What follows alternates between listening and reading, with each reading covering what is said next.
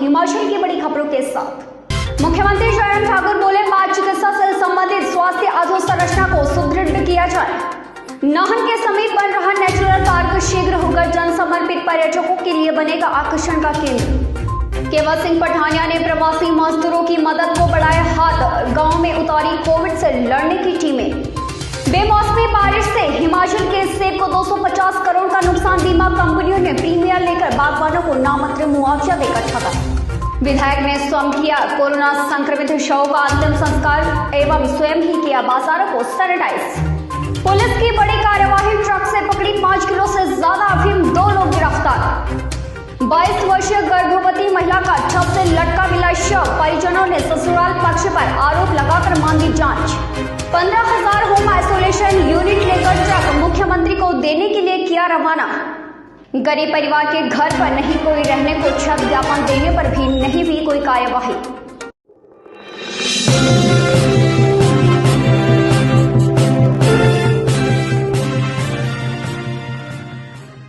समाचार विस्तार से। मुख्यमंत्री जयराम ठाकुर ने आज वर्चुअल माध्यम से उपायुक्तों, पुलिस अधीक्षकों, मुख्य चिकित्सा अधिकारियों, सभी चिकित्सा महाविद्यालयों के प्रधानाचार्य व चिकित्सा अधीक्षकों के साथ प्रदेश में कोविड-19 की स्थिति की समीक्षा बैठक की अध्यक्षता करते हुए मुख्यमंत्री ने कहा कि चिकित्सा जगत के लोगों को कोरोना संक्रमण की संभावित तीसरी लहर से प्रभावी तरीके से निपटने के लिए पहले से संभावित आवश्यकताओं व आपूर्ति संबंधित कार्य योजना बनानी चाहिए। में काम करते हुए जो सही मायने में जिसको बोल सकते हैं कि फील्ड का अनुभव, जमीनी स्तर का, वो सबसे बेहतर आप लोगों के पास है और उससे बेहतर हमारे पास फीडबैक कहीं और जगह से हो नहीं सकता है, क्योंकि आप लोग सीधे तौर पर। पांवटा विकास समिति ने आज पांवटा एसडीएम को ज्ञापन दिया, जिसमें उन्होंने कहा कि कोरोना के समय दुकानें खोलने तक के समय तक ही रिक्शा चलाने की अनुमति दी जाए, जिसमें एसडीएम विवेक महाजन ने कहा कि इसका अंतिम निर्णय डीसी सिरमौर ही लेंगे। एसडीएम विवेक महाजन ने कहा कि रिक्शा चलाने की अनुमति मिले, लेकिन कोविड नियमों के तहत 2 व्यक्ति ही बिठाए जाए, वहीं यदि इमरजेंसी है तो रिक्शे अलाउ किए गए हैं। विकास समिति जो पांवटा साहब है, उनके द्वारा एक ज्ञापन दिया गया जिसमें उन्होंने मांग की है कि जो समय अलाउ किया गया है कोरोना के दौरान जो रिलैक्सेशन का, उस समय उन्हें भी ई रिक्शा चलाने की अनुमति दी जाए। तो फाइनल डिसीजन तो इस बारे में किसी मुआवजे से बात करके लिया जाएगा, लेकिन ये जो अनुमति है ये दी जा सकती है, ऐसा मेरा मानना है। रैत में कांग्रेस महासचिव केवल सिंह पठानिया प्रवासी मजदूरों के परिवारों को राशन वितरित कर रहे हैं। पठानिया ने प्रवासी मजदूरों को दाल, चावल, आटा, साबुन एवं मास्क व सैनिटाइजर वितरित किए। उन्होंने कहा कि कोरोना की इस संकटकाल की घड़ी में गरीब मजदूरों को अकेला महसूस न हो, इसके लिए विधानसभा के हर बूथ पर जाकर जनता की सेवा में लगे हुए हैं। बहुत से प्रवासी मजदूर थे, उनको राशन बांटने का काम था, या कुछ लोग जो हमारी कोरोना रिलीफ की जो हमारी किट आई है उनका काम था।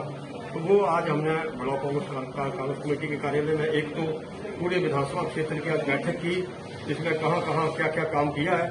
तो मैं धन्यवाद करना चाहूँगा। जहाँ तक राशन की बात है, चाहे हमारा लपियाना सेंटर था, द्रीणी था।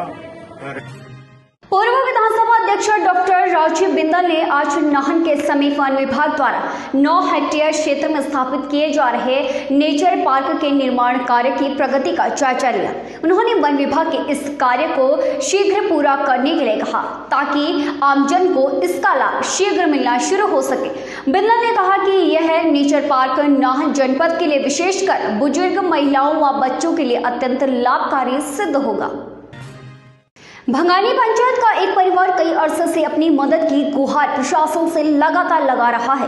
परिजन आज पीडीओ ऑफिस पांवटा साहिब पहुंचा। उनका कहना है कि बीते 2 वर्षों से उनके घर पर छत नहीं है और उनके पास कोई आमदनी का स्रोत नहीं है। खेती बाड़ी करके अपना घर चलाते हैं। वहीं परिवारजनों का कहना है कि प्रधान व उप प्रधान को भी समस्या के बारे में अवगत करवा चुके हैं, लेकिन कोई कार्यवाही नहीं हुई है। यही नहीं, बीडीओ को ज्ञापन दे चुके हैं और परिवार बीपीएल श्रेणी में होने के बावजूद भी बहुत पीछे है। घर जाके देखो, बच्चे हैं छोटे छोटे, इससे अच्छा तो बंदा कोविड से मर जाए, इतनी कंडीशन खराब है इनकी। और दूसरी बात, जब हम आज इनके 1 साल बाद पूरे ये एप्लीकेशन दी गई थी, 13/6/2020 में।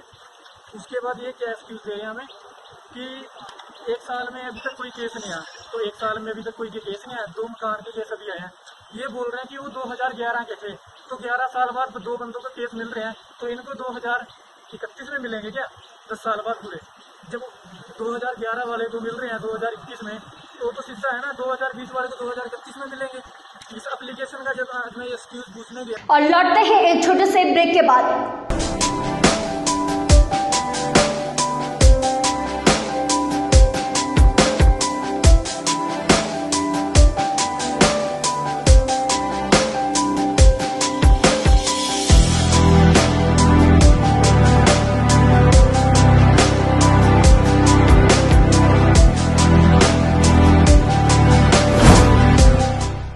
भूषण ज्वेलर्स, अनमोल रिश्तों के लिए। ब्रेक के बाद स्वागत है। छतरी क्षेत्र करसोग में 22 वर्षीय एक गर्भवती महिला का शव संदिग्ध परिस्थितियों में छत से लटका मिला। हालांकि मृतक महिला के पिता द्वारा ससुराल पक्ष पर आरोप लगाते हुए जांच की मांग की गई है। बता दें कि गत वर्ष 5 मई को सपना की शादी छतरी में हुई थी।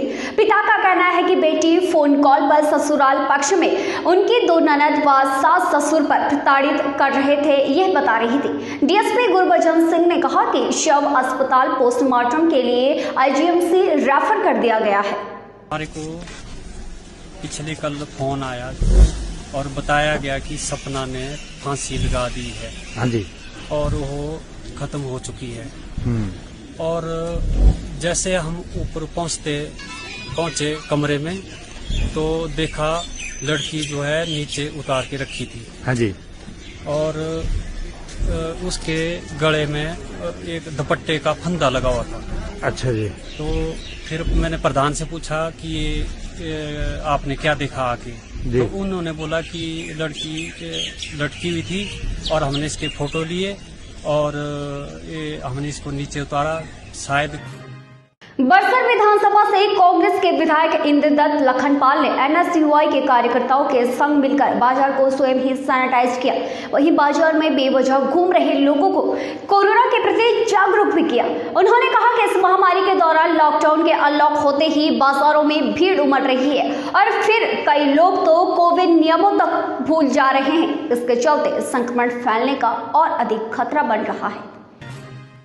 ठियोग विधानसभा क्षेत्र के विधायक राकेश सिंघा ने कहा कि कोरोना संक्रमण के कारण अर्थव्यवस्था पूरी तरह चरमरा गई है। राकेश सिंघा ने कहा कि पिछले कई वर्ष भी अर्थव्यवस्था में काफी प्रभाव पड़ा था, लेकिन जिस तरह से कोरोना की दूसरी लहर अभी प्रदेश में चल रही है, उसके नतीजे आना बाकी है। साथ ही उन्होंने कहा कि सरकार लोगों को सहायता देने में नाकाम रही है और जो बेरोजगार है उन्हें सरकार की तरफ से भी कोई रोजगार नहीं मिला है।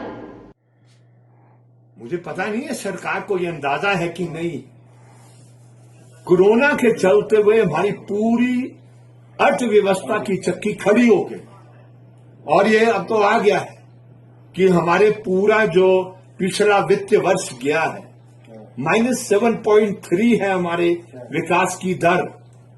और अभी ये जो सेकेंड वेव का जो असर है अर्थव्यवस्था में, वो तो अभी आया नहीं, वो तो आगे उसका असर पड़ेगा। तो पूरी अर्थव्यवस्था खड़ी हो गई है। नाहन नगर पालिका गत वर्ष की भांति इस वर्ष भी कोविड के चलते अपना रोजगार खो चुके लोगों को मुख्यमंत्री शहरी रोजगार गारंटी योजना के तहत घर द्वार पर रोजगार उपलब्ध करवा रही है। योजना के तहत पंजीकरण का कार्य जारी है।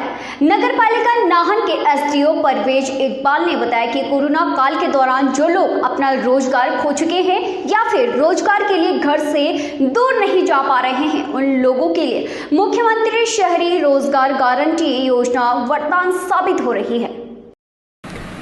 नगर परिषद नाहन ने अभी हाल ही में मुख्यमंत्री शहरी रोजगार गारंटी योजना के अंतर्गत कुछ कर्मचारी रखे हैं और इनकी रजिस्ट्रेशन का काम भी नगर परिषद ने शुरू कर दिया है।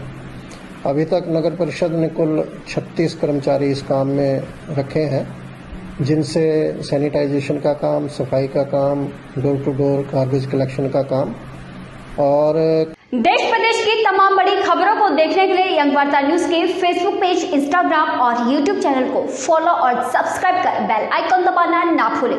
इसके साथ ही तमाम बड़ी खबरों की अपडेट के लिए यंग वार्ता न्यूज की www.yangwarta.com वेबसाइट पर विजिट करना ना भूलें। और आज के लिए फिलहाल इतना ही।